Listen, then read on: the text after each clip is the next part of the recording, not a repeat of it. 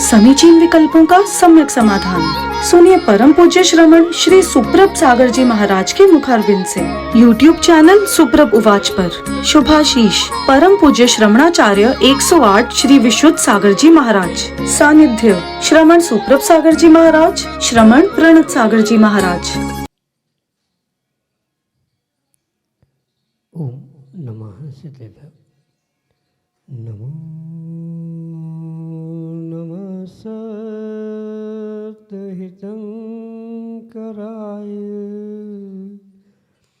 वीराय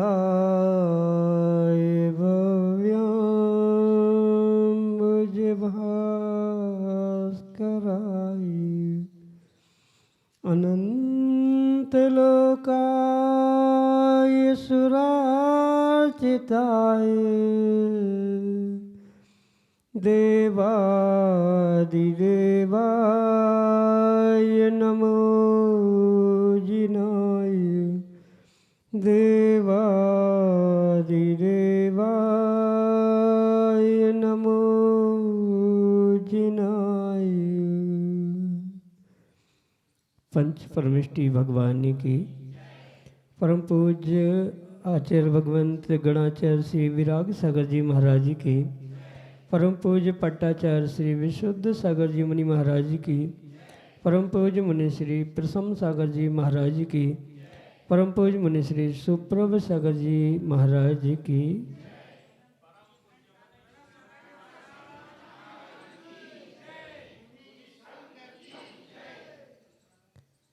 समीचीन विकल्पों का सम्यक समाधान। सम्यक ज्ञान की वह अनूठी विधा जिसके माध्यम से हम सभी अपने मन में उठते उन अनेकानेक समीचीन विकल्पों का सम्यक रूप से समाधान आगम के परिप्रेक्ष्य में प्राप्त करते हैं, जो सम्यक समाधान हमारे कल्याण का पथ प्रशस्त कराने वाला होता है। क्योंकि जहाँ विकल्प है वहाँ संसार है, और संसारी जीवों के मन में विकल्प उत्पन्न होना स्वाभाविक है। लेकिन जो जीव पुरुषार्थ करके अपने में मन के विकल्प को समीचीनता प्रदान करते हैं और उसका सम्यक रूप से समाधान जब किसी निर्ग्रंथ गुरु से प्राप्त हो जाता तो निश्चित ही वह हमारे कल्याण का साधन बन जाता है। परम पूज्य आचार्य भगवंत गुरुवर विशुद्ध सागर जी महाराज के मंगल सुभाषित से परम पूज्य मुनि श्री सुप्रभ सागर जी महाराज द्वारा प्रारदित आत्म कल्याण की अनूठी विधा आप भी जुड़ने का प्रयास करें और अपना समीचीन विकल्प भेजते हुए परम पूज्य मुनि से उसका सम्यक समाधान प्राप्त करें। प्रारंभ करते हैं आज का सम्यक समाधान। और आज के पहले विकल्प के लिए डॉक्टर मगन जैन, श्रीमती चंदा जैन, आष्टा मध्य प्रदेश से महाराज के चरणों में बारंबार नमोस्तु करते हुए अपना समीचीन प्रश्न रहे हैं कि महाराज ऐसा सूत्र आता है, प्रज्ञापराधम महापापम, प्रज्ञा का अपराध सबसे बड़ा पाप है। तो प्रज्ञा का अपराध होता क्या है? हमारे समीचीन विकल्प का सम्यक समाधान करने के लिए हम पकड़ नमोस्तु महाराज जी, नमोस्तु। नमः सिद्धम परम पूज्य आचार्य भगवान गुरुवर विशुद्ध सागर महाराज की, परम पूज्य श्रमण मुनि प्रशम सागर जी महाराज की, परम पूज्य मुनि श्री सुप्रभ सागर जी महाराज जी की,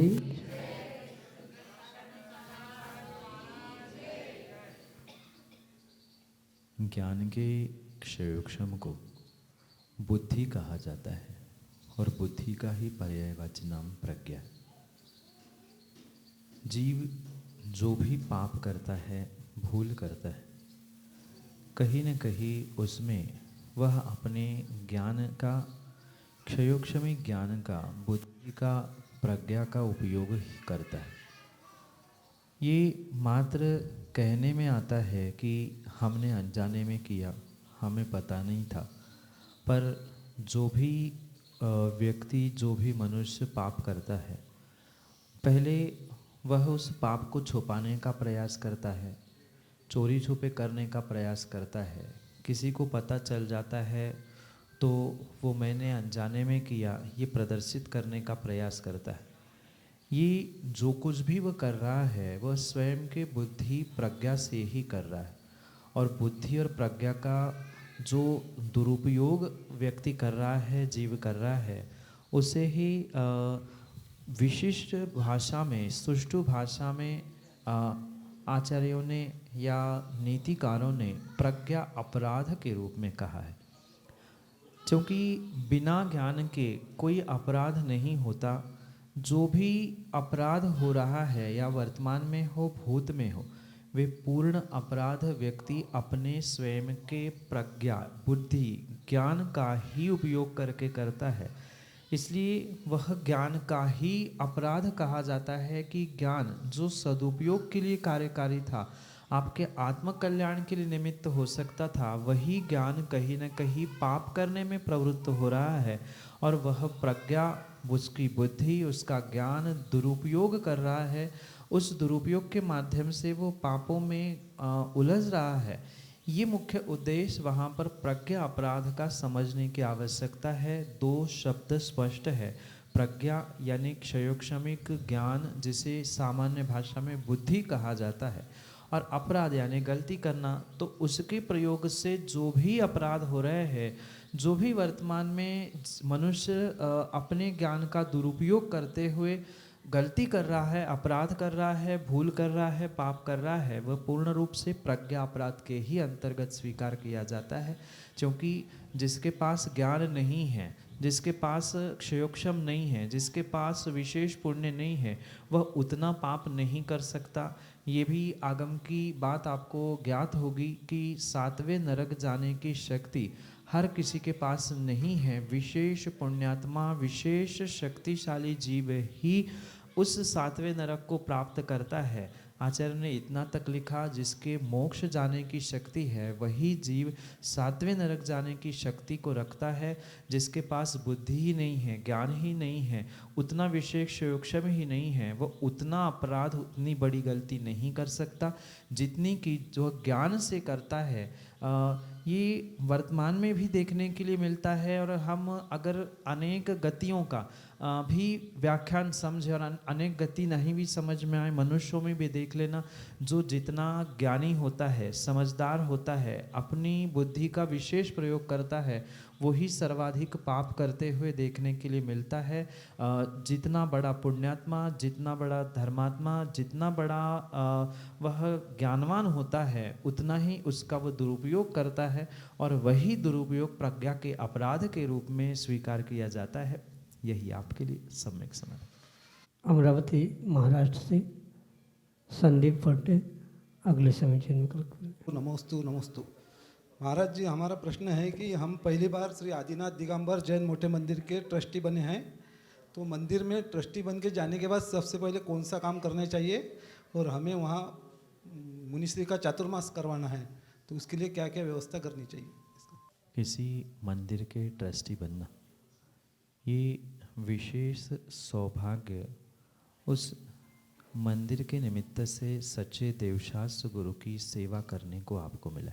जो ये मौका है, उसका आप अगर विवेक पूर्वक सदुपयोग करेंगे तो पक्का है वह आपके आत्म प्रभावना के साथ धर्म प्रभावना के लिए भी निमित्त बन सकता है। पर उसके लिए सबसे पहले आपको बाहर की मंदिर की बिल्डिंग की कमरों की व्यवस्था बनाने से पहले अपनी कमेटी के प्रत्येक सदस्यों की नई सोच बनाने की आवश्यकता है। और जिन कमेटियों के सदस्यों की नई सोच नए जोश के साथ बनती है, वे ही निर्ग्रंथ मुनिराजों के चातुर्मास करने की भावना भाते हैं और उसे साकार करने का भी बिल्कुल प्रयास करते। क्योंकि बिल्डिंग स्थान बहुत सारे मंदिरों के पास होते हैं, पर वे स्थान और उनकी बाहर की व्यवस्था कार्यकारी नहीं हो सकती अगर ट्रस्टी या कमेटी के व्यक्तियों की, जीवों की कहीं सोच सही नहीं है। तो इसलिए सबसे पहले अगर आप ये भावना भा रहे हैं कि किसी निर्ग्रंथ मुनिराज का चातुर्मास वाचना आदि आपको प्राप्त हो, तो ऐसे सिचुएशन, ऐसे समय में सबसे पहले आप अपना मन, अपनी सोच इस तरह बनाएं कि जो भी हम निर्ग्रंथ साधु या पिछी कमंडल धारियों को अपने नगर में चतुर्मास के लिए ले आए, तो उनकी अनुकूलता के अनुसार ही हमें व्यवस्था बनाने की आवश्यकता है। क्योंकि कोई बुजुर्ग हो सकता है, कोई युवा हो सकता है, कोई विशेष तपस्या करने वाला, कुछ पढ़ाई लिखाई करने वाला, तो उनकी क्या अनुकूलताएं हो सकती है, उनके लिए क्या प्रतिकूलताएं हो सकती है, हम क्या उनके लिए कर सकते हैं, ये सब कुछ सोचते हुए ही निर्णय करने की आवश्यकता है। ये भी बात सबको ज्ञात ही है कि मुनिराजों का आहार, विहार और निहार तीनों व्यवस्था उनके प्रकृति, स्थान आदि देखते हुए अनुकूल करने की आवश्यकता है। कई बार ऐसा होता है कि 4-4 मंजिल की बिल्डिंग तो खड़ी है, पर किसी भी प्रकार से वहाँ प्रकाश, हवा उपलब्ध नहीं होते, और जो निर्ग्रंथ मुनिराज अपने आगम के अनुसार चर्या करते हैं, तो उनके लिए कहीं न कहीं साधना में विघ्न भी उन कारणों से होने की संभावना है। तो ये सबसे पहले हमें देखना होगा कि जो भी आप व्यवस्था बनाएंगे, जिस स्थान का चयन करेंगे, जहाँ उनके निवास का आहार, विहार, निहार आदि का स्थान नियोजित किया जाएगा, वहाँ पर्याप्त उजाला, पर्याप्त हवा आदि आदि सब कुछ नैसर्गिक रूप से उपलब्ध हो, जिसके कारण से उनके साधना में किसी प्रकार से कोई विघ्न, बाधा नहीं हो। और एक बात भी विशेष रूप से ध्यान रखनी होगी कि जब आप किसी का चातुर्मास करने की भावना रख रहे हैं, तो ये ध्यान रखें कि मात्र गिने चुने 4, 6, 10 लोगों को नहीं, अपितु पूरे समाज को एक साथ लेकर ही पुरुषार्थ करें, जिसके माध्यम से समाज को भी लाभ हो, निर्ग्रंथ साधुओं की भी साधना, उनकी भी प्रभावना आत्म और धर्म प्रभावना से द्विगुणित और 100 गुणित होने का पुरुषार्थ हो। ऐसा ही पुरुषार्थ करना होगा। इसलिए आप ये ध्यान रखें, जो ये नया चार्ज, नया आप पर वजन, भार के रूप में मिला है, वह मात्र भार नहीं, आप ये माने कि आपको सच्चे देवशास्त्र गुरु की बहुत निकटता से, समीपता से सेवा करने का मौका मिला है। वह मौका किसी भी प्रकार से मायाचारी, छल कपट या अन्य किन्हीं भावों से अपने अहंकार की पुष्टि करने के लिए ना हो, उनकी भी सेवा होती रहे और हमारी भी धर्म और आत्म प्रभावना द्विगुणित 100 गुणित हो, ऐसा ही पुरुषार्थ करे। यही आपके लिए सम्यक सवाल। औरंगाबाद महाराष्ट्र से प्रसन्न वर्धमान डोनगांवकर अगले समीचीन विकल्प करें। गुरुदेव के चरणों में त्रिवार वंदन करते हुए मैं मेरे प्रश्न को उपस्थित करता हूँ। जब परिस्थिति विपरीत चल रही हो तो अपने मन को समता भाव में कैसे बनाए रखे, और सालों से किसी के प्रति मन में गांठें पड़ गई तो उसे कैसा खोले। रिश्तों में और धागों में लंबे समय के बाद गांठें पड़ना स्वाभाविक सी बात है, पर एक विवेकवान पुरुष, विवेकवान जीव कहीं न कहीं अपने विवेक और अपने समझदारी के माध्यम से इन बनी हुई गांठों को खोलने का प्रयास करता है। क्योंकि जब तक परस्पर में विश्वास की भूमिका नहीं बनती है, परस्पर में आत्मीयता का व्यवहार नहीं होता है, तब तक ये कितनी ही अच्छी अच्छी बातें दिखावे के लिए व्यक्ति कर ले, पर अंदर में बैठी हुई वह गांठ निकलना संभव नहीं है। जैसे रस्सी की, सुतली की गांठ कहा जाता है, जलने के बाद ही नष्ट होती है, ऐसा सर्वथा मनुष्यों के साथ नहीं हो सकता। अगर थोड़ा सा भी विवेक व्यक्ति के पास है तो परिस्थिति कितनी ही विषम हो जाए, परिस्थिति कितनी ही विपरीत क्यों ना हो जाए, पर उन विपरीत परिस्थिति और विपरीत समय में व्यक्ति अगर अपनी सोच को व्यवस्थित करने का प्रयास कर ले, अपनी एक जो विश्वास की, आत्मीयता की व्यवहार के माध्यम से वह उसको ठीक करने का प्रयास करे, तो पक्का है जैसे आप इंसान हैं, जिसके साथ रिश्ते नाते जिसमें गठान बन रही है, वो भी एक इंसान है। सामने वाला भी कभी ना कभी ये हृदय में चाहता है कि जो बनी हुई गांठ है, बनी हुई दूरियां है, वह कम हो जाए। पर समस्या ये होती है कि कौन पहले कहेगा, कौन पहले झुकेगा, कौन सामने आएगा, ये स्थिति बनने के कारण से ये पुनः दूरियां बढ़ती जाती है। इसलिए मैं तो विशेष करके आप जैसे सभी बुजुर्गों से कहना चाहता हूँ कि पहला कदम हम ही अगर रख दे तो यही हमारी आत्मीयता की, बड़े सोच की और बड़े हृदय के परिचय देने वाला कार्य हो सकता है। पुनः ध्यान रखना, बर्तन घर में प्रयोग करते करते खराब भी हो जाते हैं, कई बार पिचक भी जाते हैं, पर पिचके हुए बर्तनों को हर समझदार व्यक्ति फेंकता नहीं है, कहीं न कहीं उसे ठोक के, हाथ लगा के ठीक करके पुनः प्रयोग में लाता है। ऐसे ही विपरीत परिस्थिति आने पर जो बिखरे परिवार है, टूटे संबंध है या किसी प्रकार से बनी हुई कसायों की गठान है, उसे प्रेम, विश्वास और आत्मीयता से ही जीतने की आवश्यकता है। क्योंकि अगर आज मनुष्य पर्याय में हम उन रिश्तों को, उन संबंधों को ठीक नहीं कर पाए तो कहीं न कहीं नरकों में पुनः वे ही संबंध एक दूसरे के लिए मारने काटने के लिए भी बनने की बिल्कुल संभावना होती है। इसलिए समय निकल गया, हम कसाय छोड़ दे, पुनः उन व्यक्तियों को गले लगा ले। ठीक है, गलती किससे नहीं हुई, बनने वाले भगवंतों से भी गलती हुई है, सामने वाले इंसान से गलती हुई, और मैं तो कहता हूँ किसी को गलती का एहसास कराने की जगह हम ही ये मान ले कुछ बात नहीं भाई, मुझसे ही गलती हुई होगी कि मैंने ऐसा कुछ किया, क्योंकि आज नहीं कभी न कभी किसी न किसी पर्याय में गलती हुई थी, तभी तो ऐसे रिश्ते और ऐसे कुछ संयोग बने थे। तो हम ही झुक जाए, क्योंकि ये ध्यान रखना, जो लघुता का परिचय देता है वो ही जीवन में प्रभुता को प्राप्त होता है, और जो अहंकार में प्रभुता को प्राप्त करने का प्रयास करता है वह कभी भी किसी भी प्रकार से वह अपने जीवन में सुख शांति को प्राप्त नहीं कर सकता। इसलिए ये विपरीत परिस्थिति हो, ये विपरीत संयोग क्यों ना हो, ये कहीं न कहीं अनादि काल के संबंध से तत्त जीवों से बने हैं। उनका ही संयोग क्यों हुआ, क्यों ऐसी परिस्थिति उपलब्ध हुई, क्योंकि पूर्व जन्म का कुछ ऐसा नियोग था। पर आज हम उसे सुधारने का प्रयास नहीं करेंगे, अपने मन को पुनः पुनः शांत करने का प्रयास नहीं करेंगे, तब तक किसी भी प्रकार से आने वाले समय में ये समस्याएं सुलझने वाली नहीं है। इसलिए सभी बुजुर्गों को, विशेष करके घर परिवार और समाज में भी ये ध्यान रखना होगा कि अगर हमने ही झुकती किनार ली है तो सामने वाला भी झुकने के लिए तैयार है। जैसे हम इंसान हैं, सामने वाला इंसान भी बदलने के लिए तैयार है। क्यों ना एक कदम हम चले, एक कदम वो चले, दोनों मिलकर बेड़ा पार कर ले। यही आपके लिए सम्यक समाधान। अमरावती महाराष्ट्र से अनमोल गुलाल करे अगले समीचीन विकल्प के। महाराज जी के चरणों में नमोस्तु नमोस्तु नमोस्तु।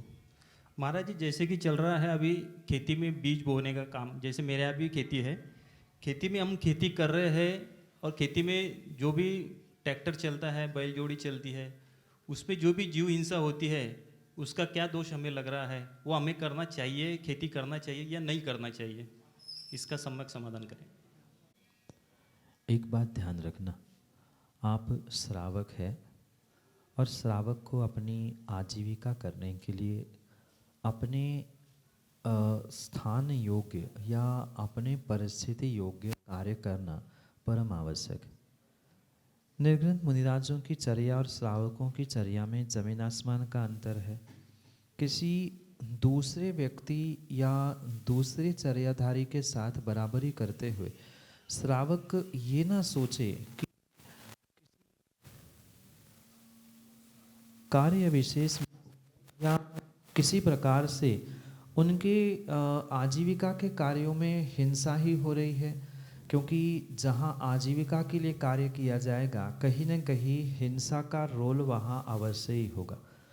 चाहे ट्रैक्टर हो या बैल जोड़ी आदि हो, जीवों का वहाँ जहाँ भूमि में खनन होगा वहाँ हिंसा होने की पूरी संभावना है।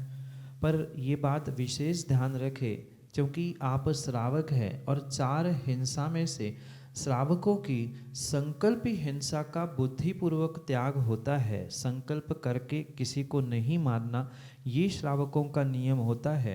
पर उद्योगी, आरंभी और विरोधी, इन तीन प्रकार की हिंसा कहीं न कहीं अपनी योग्यता के अनुसार श्रावक करता ही।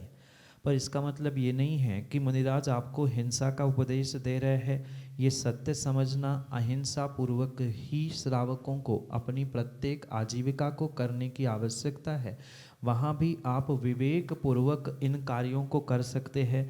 व्यापार में भी, उद्योग में भी, खेती में भी हिंसा होती है और इन हिंसा को प्राप्त करने से जो आपको आश्रवबंध कर्मों का हुआ है उससे बचने के लिए, उन पापों से बचने के लिए समय समय पर 6 महीने, वर्ष, 2 वर्ष बाद आप गुरुजनों के पास पहुंचकर तत्तद रूप किए गए हिंसा का प्रायश्चित ग्रहण करें, जिसके माध्यम से आप उन दोषों से बच सकते हैं। जो व्यवस्था आगम की है उसे आगम के परिप्रेक्ष्य में वैसी ही समझने की आवश्यकता है।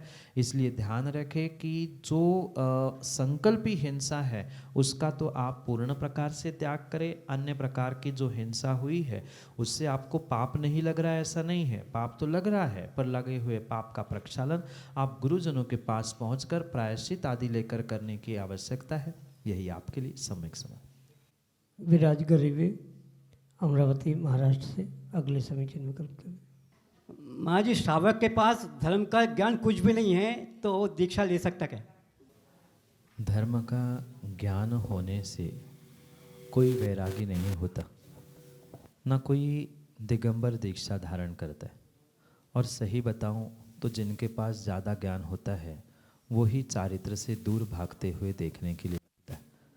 इसलिए भले ही किसी श्रावक के पास धर्म की क्रियाओं को लेकर कोई विशेष ज्ञान नहीं है, पर उसको अगर आगम और अपने गुरु पर परम विश्वास है, उन्होंने जो कहा यही मेरी चर्या है और उसके अनुसार ही मुझे अपने व्रत, नियम, संयम आदि का पालन करना है, ये अगर विश्वास है तो वह श्रावक बिल्कुल किसी ज्ञान की अपेक्षा ना करते हुए, सम्मान की अपेक्षा ना करते हुए, गुरु चरणों में समर्पित होते हुए जैनेश्वरी दीक्षा धारण कर अपना आत्मा का कल्याण कर सकता है।